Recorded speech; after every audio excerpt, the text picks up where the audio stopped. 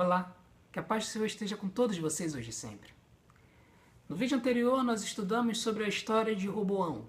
aquele que por conta de uma decisão insensata de tentar forçar uma maior carga de trabalhos forçados sobre o Reino do Norte, acabou causando uma divisão no Reino de Israel, fazendo com que 10 tribos se separassem da tribo de Judá e assim formasse um novo reino, conhecido como Reino do Norte, ou Reino de Israel, e enquanto que ele acabou ficando como rei sobre Judá e Benjamim, o que seria conhecido como Reino do Sul, ou Reino de Judá.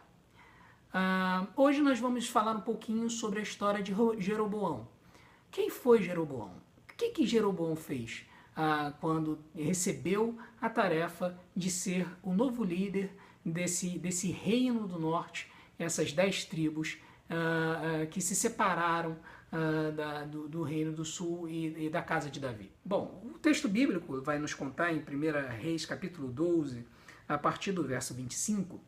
que Jeroboão, a primeira coisa que ele fez quando ele se separou do reino do sul foi estabelecer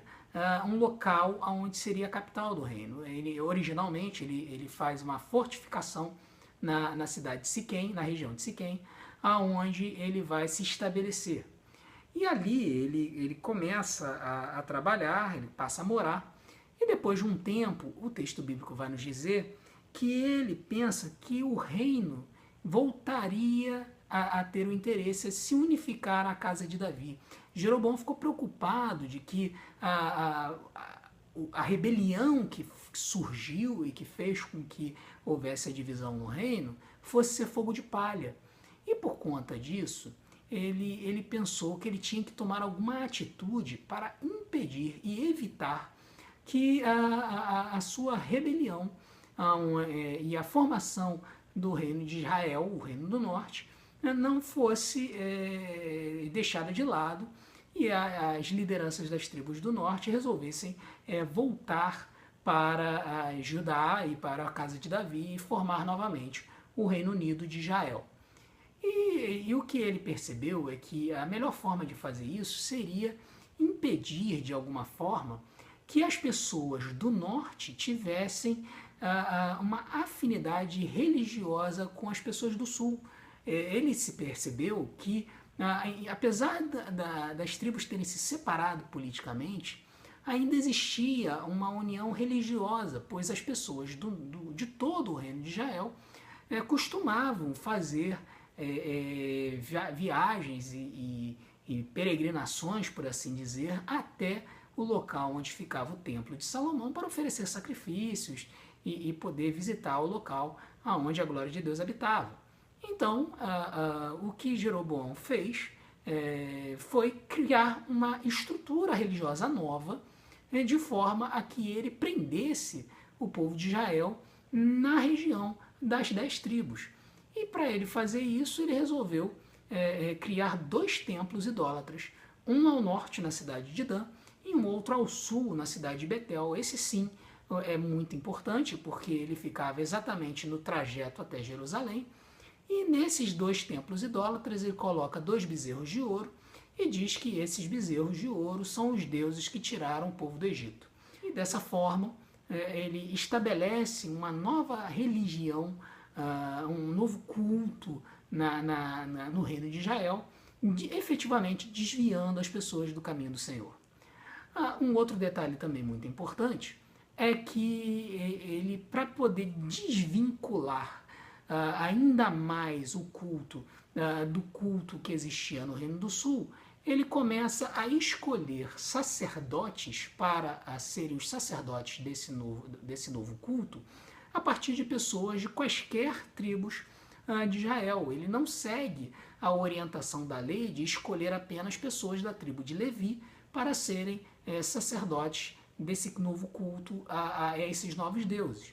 E isso, é claro, vai causar uma consternação muito grande, vai haver um êxodo migratório, posteriormente a gente vai descobrir isso, de pessoas do reino de Israel descendo até o reino de Judá por conta disso, mas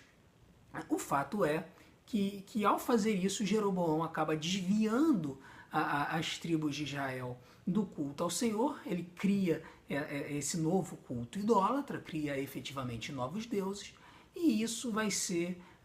aquilo que vai ser considerado como o grande pecado da casa de Jeroboão e o grande pecado do reino do norte, do reino de Israel. Por todos os livros, por todas as histórias de reis que vão passar pelo reino do norte, nós sempre encontraremos uma constante, que esses reis seguiram nos caminhos de Jeroboão, ou mais ou menos como ele havia coordenado, ou até piores, fazendo coisas ainda piores, como no caso, futuramente a gente vai estudar, no caso do rei Acabe. Então, o que a gente percebe de lição para nós aqui, o cuidado que a gente tem que ter, é da gente tomar um extremo cuidado quando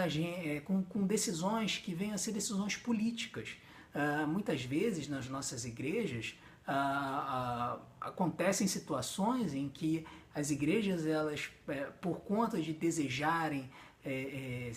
manter as pessoas na comunidade, elas acabam tomando algumas posturas, algumas decisões que não estão de acordo com a palavra de Deus. Alguns pastores param de pregar sobre pecado, param de pregar sobre eternidade, começam a pregar sobre materialidade, sobre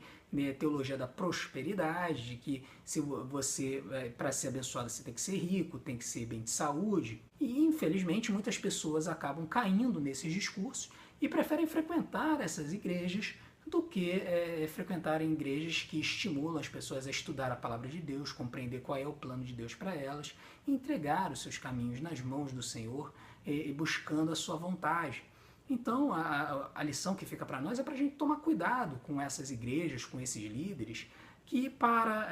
poderem angariar pessoas e manter pessoas nos seus arraiais, sacrificam a qualidade da mensagem. Às vezes deixam a mensagem bíblica de lado em troca de questões mais mirabolantes, como pessoas em pernas de pau, pessoas que soltam fogo, como eu já ouvi falar que alguns cultos jovens têm estimulado que venha a ter atividade desse tipo no ambiente de culto,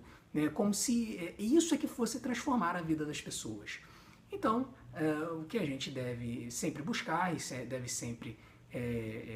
se estimular é estar sempre buscando a palavra de Deus, estar sempre buscando a orientação da palavra de Deus, buscar viver segundo a orientação do Senhor e não se deixar levar por atitudes políticas ou posturas que têm apenas o interesse de atrair as pessoas e buscar que a gente perceba que venham a afastá-las dos caminhos do Senhor. Paz e graça. Que Deus os abençoe.